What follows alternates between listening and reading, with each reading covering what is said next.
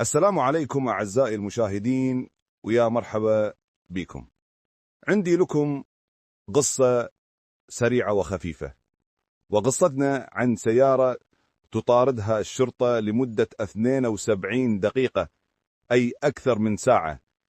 مطاردة بوليسية اشترك فيها أكثر من 10 سيارات شرطة. بعد منتصف الليل الشرطة أمرت سيارة مسرعة بالتوقف، لكن لم تتوقف، لا بل زادت من سرعتها، ولاحقتها دورية الشرطة وأعطت إحداثيات المنطقة وسير السيارة لباقي الدوريات ليشاركوا في قطع الطريق على سيارة بيضاء اللون. 13 سيارة شرطة تلاحق سيارة بيضاء لمدة أكثر من ساعة حتى خرجت لطريق الصحراء، واستطاعت الشرطة أخيرا إيقافها بعد صدمها عدة مرات.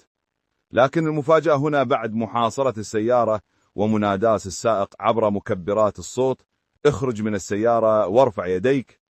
بعد عدة محاولات فتح أحد أبواب السيارة، وجهزت الشرطة أسلحتها تحسبا لأي حدث قد يحدث، لكن لم يخرج أحد من السيارة. وبعد نفاذ صبر رجال الشرطة اقتربوا بحذر من السيارة وسلاحهم موجه نحوها، وما إن وصلوها حتى انصدموا، لا أحد في السيارة.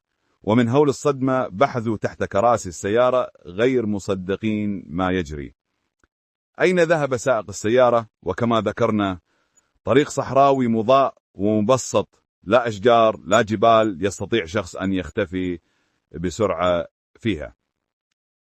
اجتمعت الصحف ومحطات التلفزة على خبر هذه السيارة غير مصدقين، وأصبحت حديث الصحف والمحطات. وبعد أسبوعين من التحليل والنقاشات خرج الشرطة بتقرير للصحافة والجمهور أن سائق السيارة كان من العالم الآخر، بمعنى من الجن، مما جعل الشرطة أضحوكة.